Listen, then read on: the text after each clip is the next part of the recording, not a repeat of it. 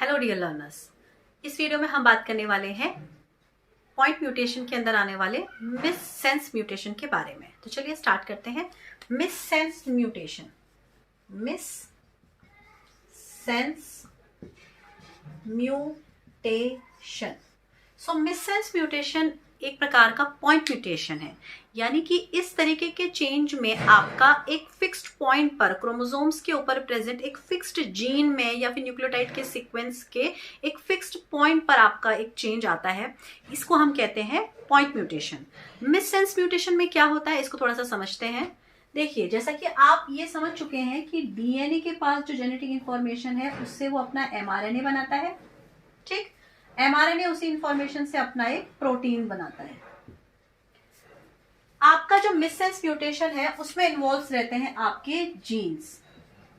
Alright, for example के लिए आपके पास एक डीएनए का ये स्ट्रेच था। This was one of the strand of DNA जिस पर CAT CAT CAT CAT इस तरीके से आपका कुछ न्यूक्लियोटाइड सीक्वेंस में अरेंज थे। अब ये जो CAT कोडॉन है, ये कोडॉन आपका कोड करता है हिस्टिडीन अमाइनो एसिड के लिए। राइट, कोडॉन किसे कहा जाता है?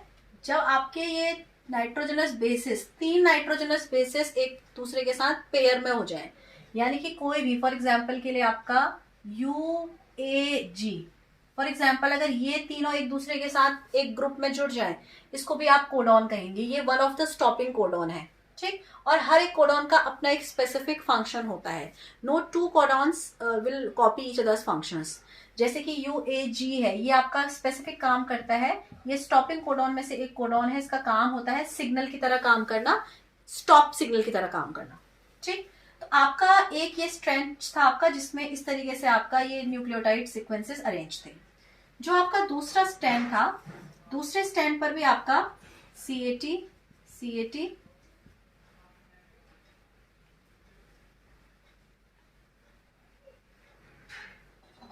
लेट्स से यहां पर C की जगह पर आ जाता है G और ये आपका AT CAT।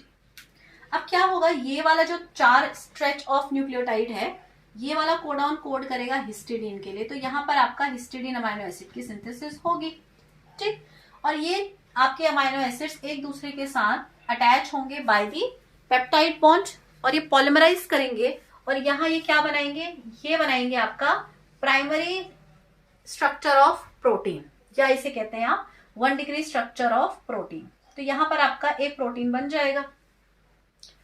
अब ये प्रोटीन अपने आप को क्या करता है, ये प्रोटीन अपने आप को सेकेंडरी स्ट्रक्चर में कन्वर्ट करने के लिए अपने आप को फॉइल करता है, अपने आप को रैप करता है, क्योंकि प्राइमरी स्ट्रक्चर ऑफ प्रोटीन अपने आप को स्टेबलाइज करना चाहता है और उसकी स्टेबिलिटी आती है जब अपने आप को वो सेकेंडरी या टर्शरी स्ट्रक्चर में कन्वर्ट करे।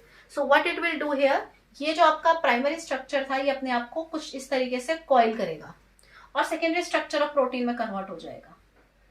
अब ये अपने आप को मोस्ट स्टेबल फॉर्म में डालने के लिए अपने आप को और इसकी फर्दर कॉइलिंग होगी, अपने आप को और कंडेंस्डली कॉइल करेगा and it will look like this और ये बन जाएगा टर्शरी स्ट्रक्चर ऑफ प्रोटीन।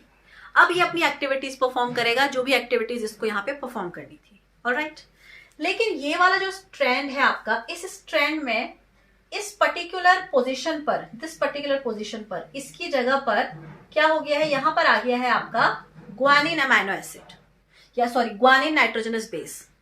यानी कि ये फिक्स्ड पॉइंट पर आपका एक बेस जो है वो क्या हो गया, चेंज हो गया या कहें म्यूटेट हो गया।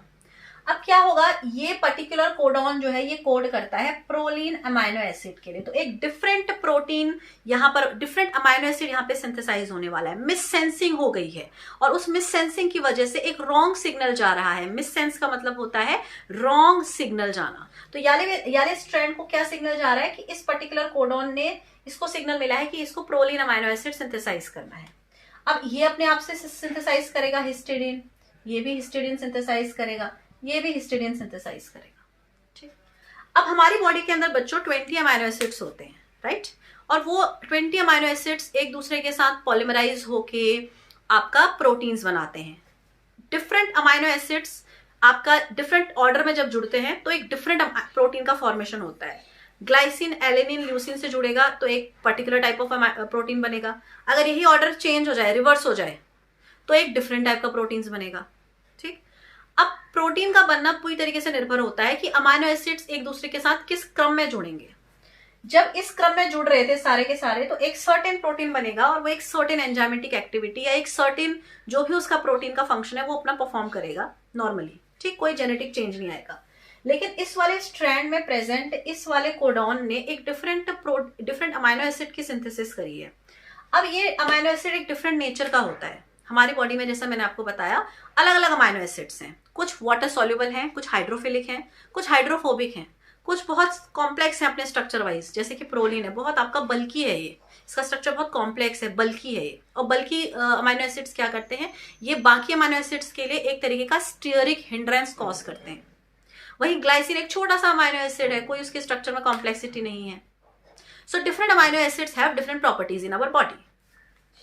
तो अब क्या होगा, जब इनकी बारी आएगी, इन दोनों अमाइनो एसिड्स की एक दूसरे के साथ पॉलिमराइज होने की बारी आएगी, तो बीच में जो प्रेजेंट आपका ये प्रोलीन अमाइनो एसिड है ये यहां पर जुड़ेगा इनके साथ और ये स्टेरिक हिंड्रेंस कॉज करेगा। तो अब जो आपका स्ट्रक्चर बनेगा वो आपका प्राइमरी स्ट्रक्चर बन गया आपका इन चारों अमाइनो एसिड्स के एक दूसरे के साथ पॉलिमराइज होने से, ये एक पर्टिकुलर स्ट्रक्चर ऑफ प्रोटीन का बन गया। पर अब चूंकि यहां पर प्रेजेंट है आपका proline which is causing stearic hindrance, तो जब स्टेरिक हिंड्रेंस होगी तो स्टेरिक हिंड्रेंस की वजह से क्या होगा, जब ये एक आपका जो सिंगल थ्रेड लाइक स्ट्रक्चर था प्रोटीन का, वो अपने आप को कॉइल नहीं कर पाएगा, अपनी पैकेजिंग वो अच्छे से नहीं कर पाएगा, क्योंकि बीच में एक बल्की ग्रुप है जो एक स्टीयरिक हिंड्रेंस कॉज कर रहा है।